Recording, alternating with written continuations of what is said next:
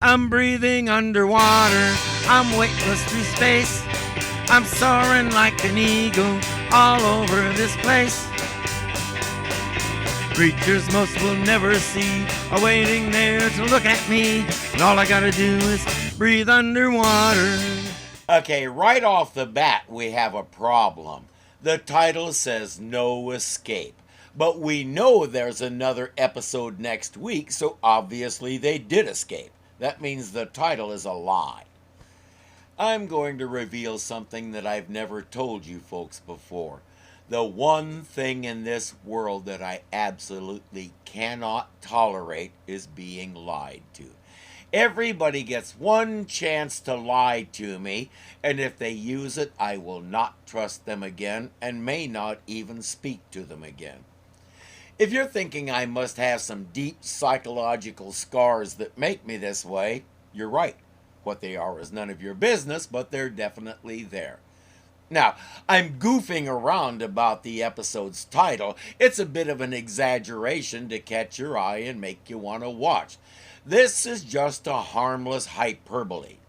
And we know the definition of hyperbole, don't we, gang? A lie.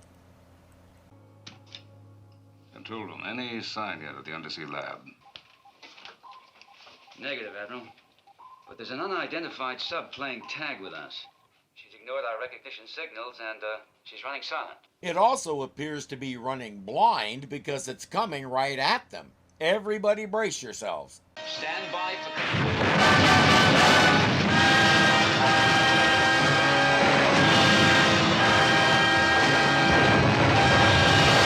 Best they can tell, that other sub did it on purpose. Now both subs are disabled and lying on the bottom. Spoiler, we never will find out who they were or why they did that. Damage on the Seaview is beyond bad. They're taking on water in several compartments, and a couple of bulkheads are threatening to buckle and flood the rest of the boat. Crews are working like mad to get fires out, shore up weakened parts of the hull, and figure out how to blow their tanks and surface. Admiral Nelson took a knock on the head in his quarters and just woke up. He turns on his view screen to see chaos everywhere, and he has to stand and watch while men are lost to the water. Remember, when a man is lost, he and Captain Crane both take it personally.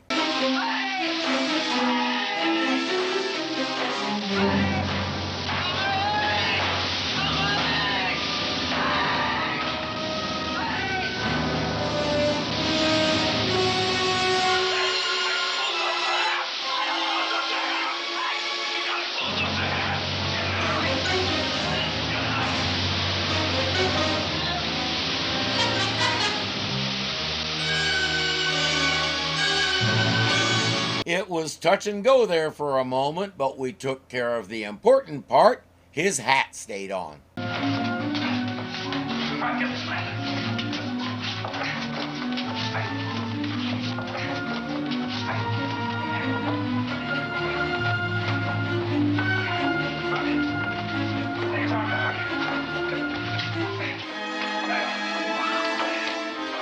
Right here, we're seeing what sets Harriman, Nelson, and Lee Crane apart from your average fleet officers.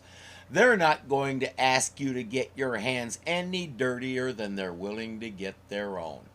They're both right there in the thick of it, helping to save their men. If you ever wondered why the crew of the Seaview are so ferociously loyal to their leaders, wonder no more. They know that Nelson, Crane, and Morton all value each man and are willing to do whatever it takes to keep each man safe. Even so, once they settle on the bottom, the intercom is down and they've lost at least 2 men. Crane sends Kowalski and Patterson to fix the intercom and another team under Chief Sharkey to brace up that weakened bulkhead.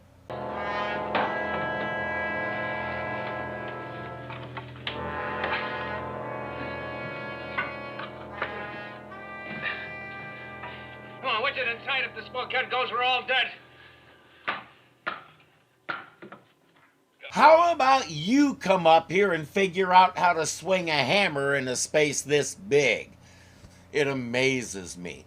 We've created all these cool alloys, ceramics, acrylics, and lots of other icks, but in an emergency, how quickly we fall back on good old wood. Spoiler, it'll hold as long as they need it to. One less crisis to deal with. Patterson and Kowalski have found a fire in the circuitry room. They've gotten it put out and are starting work on fixing the intercom. Captain Crane is trying to find Admiral Nelson, who is in a storage room at the moment putting out a fire.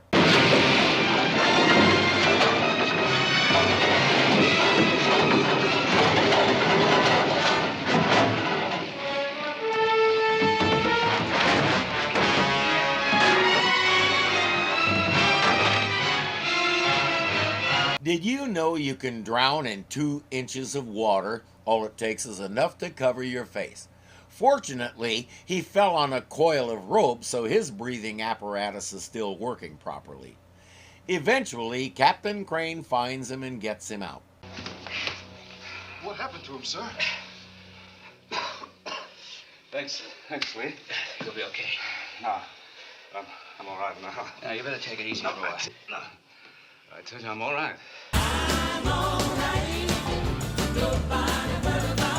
So a giant box crushed my spleen. So what? The first thing we need is a complete rundown on the situation.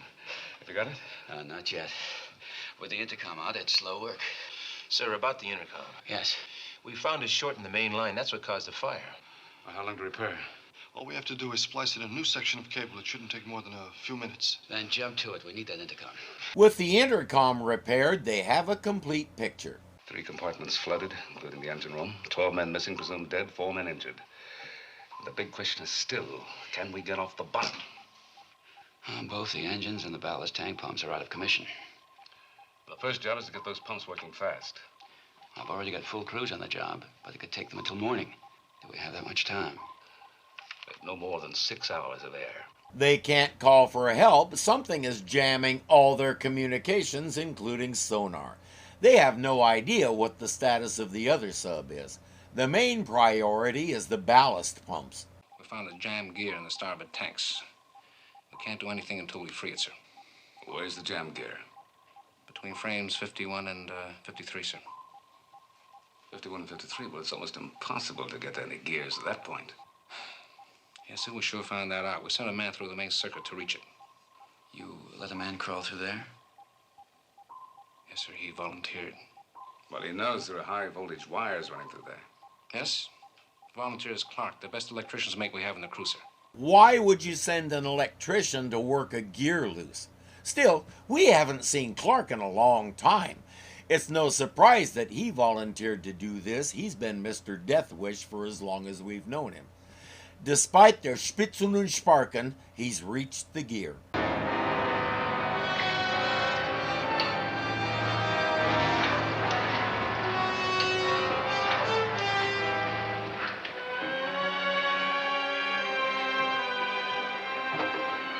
I can see 3 problems here.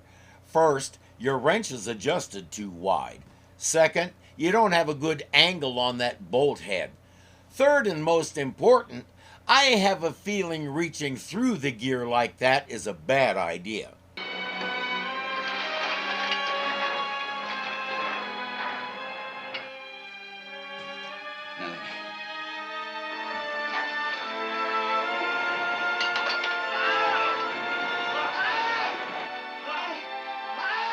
Told you.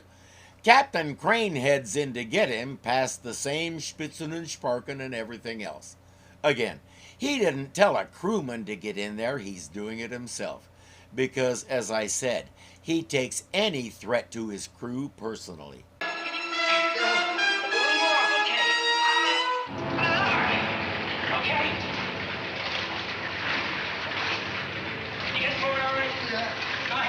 The good news is the gear is moving, so the pump should be working. The better news is Clark's arm isn't broken. He should be okay in time to run out of air. What were you saying about the main induction valve? It's cracked. I saw it when I reached Clark. I was wondering if anything could be rigged up to replace it. Well, I think so. Give me that. Yes, sir. gonna take time, but there's no help for that. Ballast tanks don't work without the induction valve. Chief, I'm gonna need your help with this. Yes, sir. I'll be in the control room if you need me, Admiral. Right. Now, let's see just how good your machinists are, If they're assigned to the Seaview, I'm going to say they're very good. And they are. They build the thing in record time. Meanwhile, Captain Crane wants to look at the other sub. Engineering doesn't want him to open the crash doors yet, so he and Chip will try the exterior cameras. There it is. It's been crushed. That could have been us just as well. It appears to be dead, which means all hands are dead. It had a let's see who's tougher match with us and lost. Try starboard. Look at that. That's the sea lab we're looking for. This explains a few things. You think we were deliberately sunk? It's possible. The other sub was obviously stationed around here because of that lab. What's the lab used for? I don't know.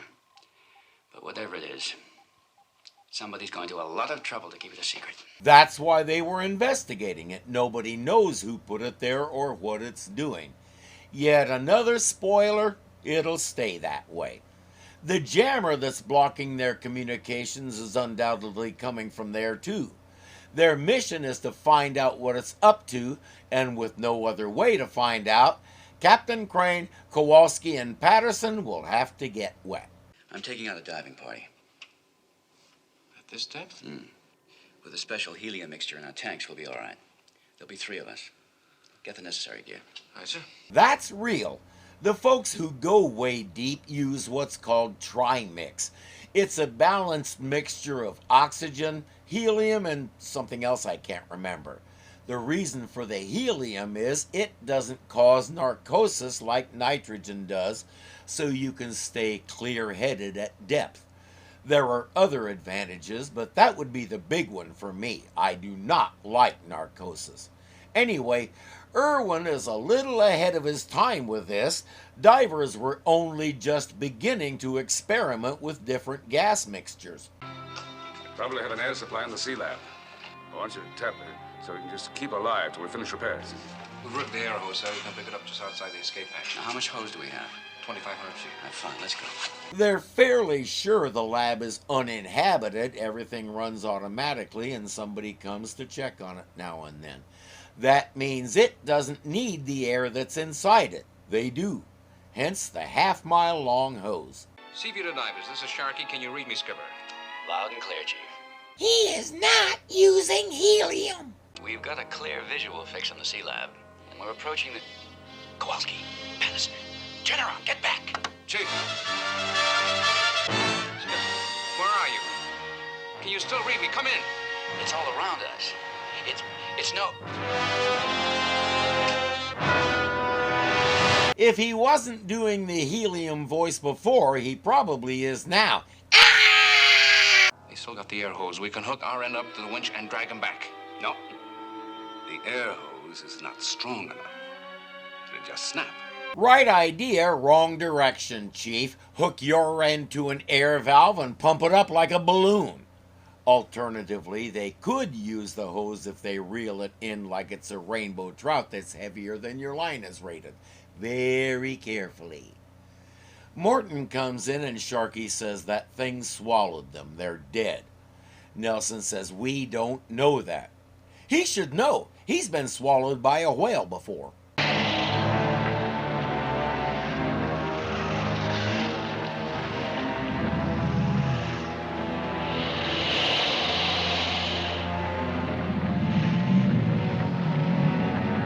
Speaking of which, this thing's inside looks remarkably like a whale's gullet. None of us is surprised at that. We already knew Irwin never threw anything away that he thought he might have a chance to reuse someday. While they plod through the monster trying to find a soft spot where they can cut their way out, there's a little bit of good news on the Seaview. Admiral, engineering just machined this induction valve according to the sketch you gave them. They want you to look it over before they install it. All right, let's have a look.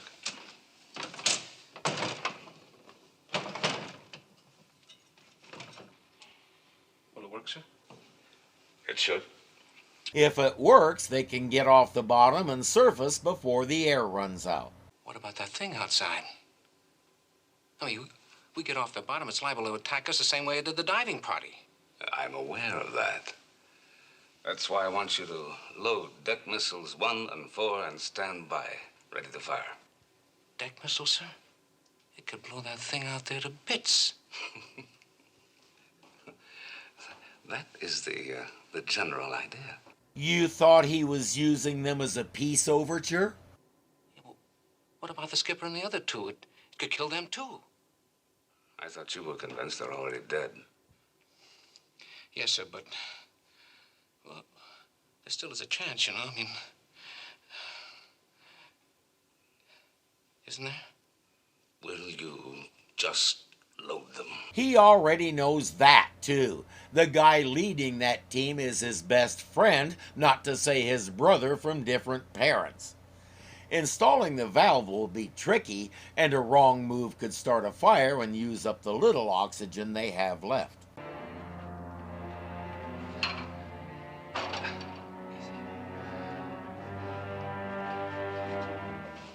Hand me that wrench, will you, sir?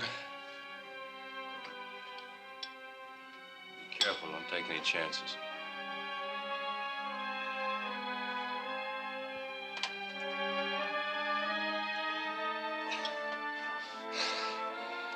You all right? Yes, sir. I beg to differ. Put someone else on this. He's got a major case of the jitters.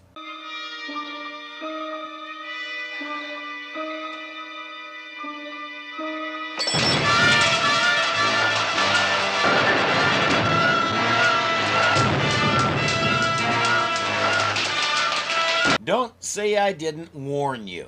Morton hits the alarm and fire crews are on the job. But Morton got a major snoot full of smoke. Sit down.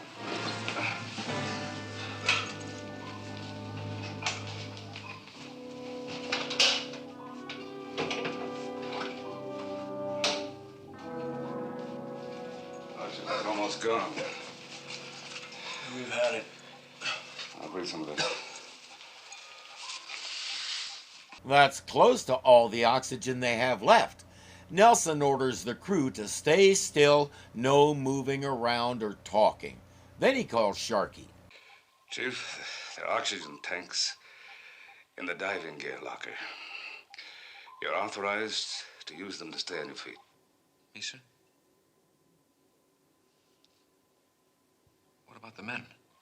If we're going to save the ship, 3 of us will have to remain conscious. It's you, Mr. Morton, myself.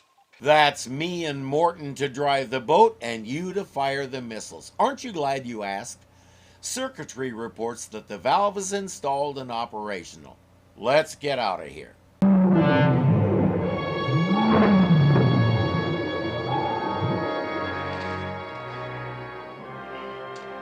Open collision screens.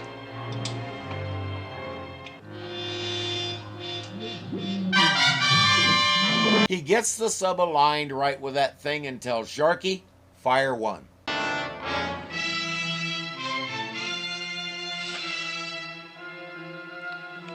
I said fire 1.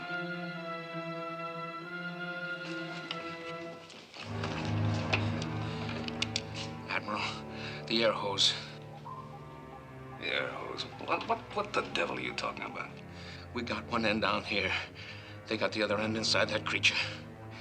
Isn't there something we can pump through to them? Something that would help those divers get out of there? I believe I suggested that some time ago. Blow it up like a balloon and see if it pops. It won't cost them anything. They have plenty of air. The problem is it's devoid of oxygen. It may as well be useful for something. Nothing so far. Chief, are you still pumping air? Aye, sir. Still pumping. Nelson forgets it's not a very big hose. That's what was going to replenish their air from the lab. Next time, spring for the large economy size. Wait a minute. Look, those flips. It's a diving party. They're out. What did I tell you? As usual, things could have been so much easier if they had just Listen to me. The divers are aboard, so now may we fire one? Fire one. Once more with feeling, Chief. He did that like he means it. The monster is now many pieces of monster. The Sea Lab was destroyed with it. I'm pretty sure that's the third time we've demolished that thing, but who's counting? They're off to the surface and fresh air. If this episode had any more holes, you could use it as a wiffle ball. So many unanswered questions, the most important of which was, who are the people who did this? How many men went down with that other sub, or was it remote controlled? Why ramming instead of torpedoes? It's not very reliable. In this instance, it was a bit like a Cybertruck ramming a Prius. The Cybertruck will lose every time. Aside from that, what was the goal that got out of hand and produced this thing? How did it get out of hand? What hand was it supposed to be in? I can't even call this a proper Monster of the Week episode because the monster was almost incidental to the real peril. When I consider the repetitive stuff that went on inside it, I can believe it was there to fill time. In any case, we had our usual excellent performances from our regular cast, but sadly, as we heard, we lost 12 men down the plot holes. Farewell, gentlemen.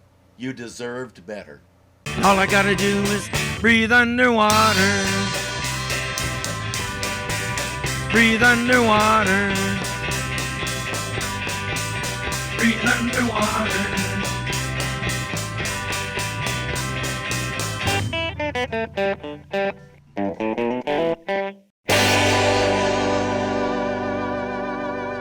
Bulkheads are threatening to bulkle. Gotten it put out and are starting to work on yet another spoiler. It'll stay that. Don't bite yourself. It's a balanced mixture. I can say mixture. Buckle bulkheads. There's a tang toe. Oh, good grief! Really?